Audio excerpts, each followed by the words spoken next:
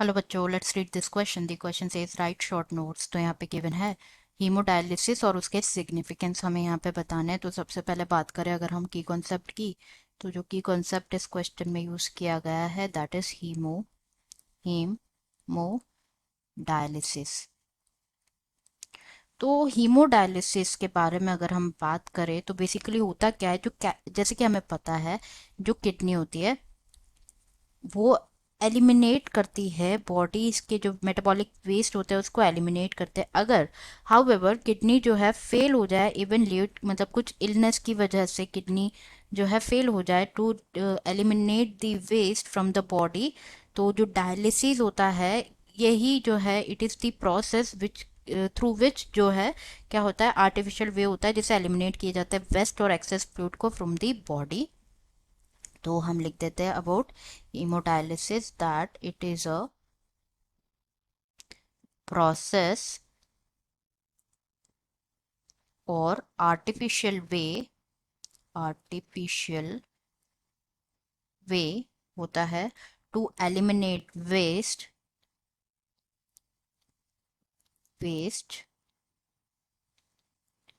और access to fluid होता है from the body and access fluid from the body, इसे क्या कहा जाता है, हीमोडायलिसिस कहा जाता है।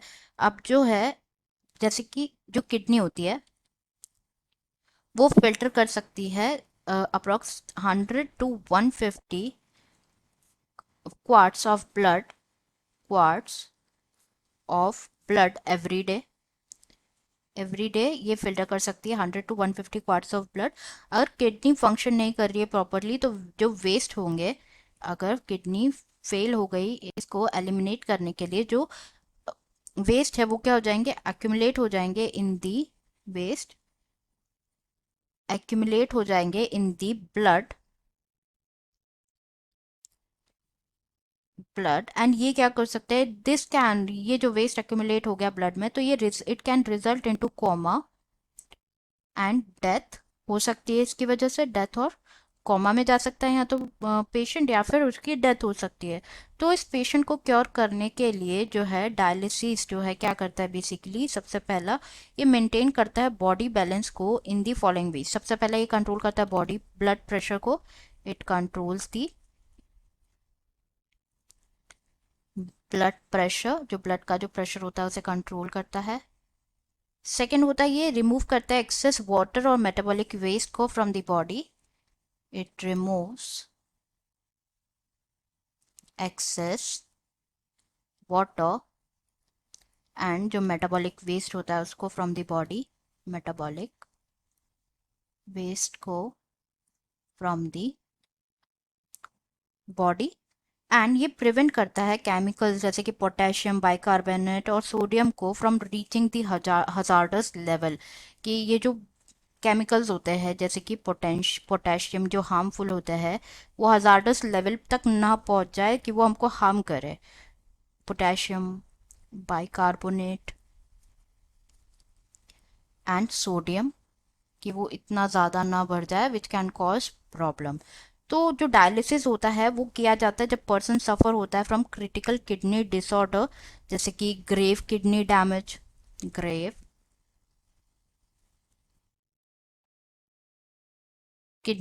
हो गया, या फिर प्रीवियसली सीवियर कोई रीनल फेलियर, मतलब किडनी फेलियर जो है उसकी वजह से तब किया जाता है।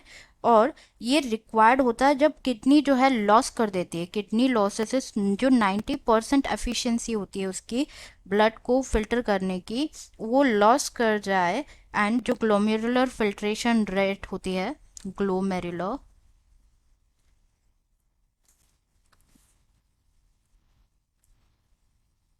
फिल्ट्रेशन रेट जीएफआर वो हो जाए अगर लेस देन 15, तब जो है यूज़ किया जाता है, then the dialysis will be a treatment, dialysis किया जाता है।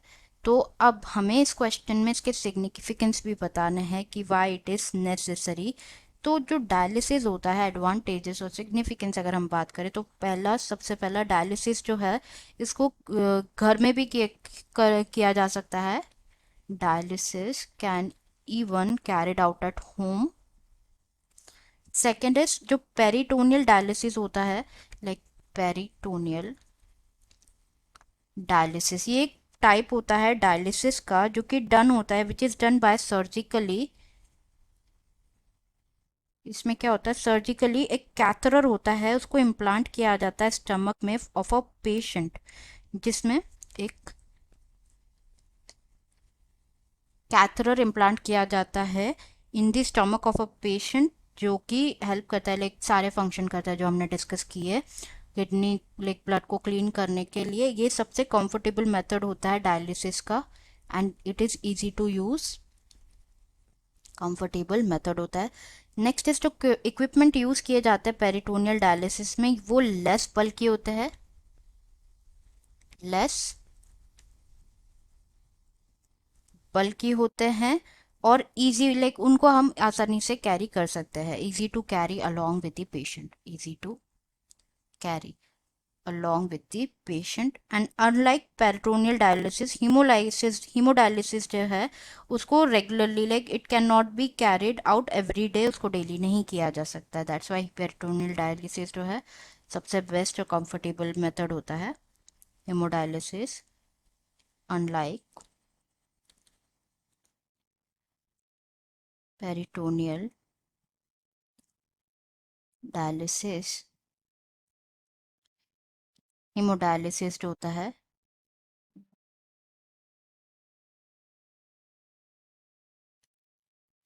Dialysis can not be carried out every day. So this is all about the hemodialysis and its significance. I hope you understood it well. Best of luck.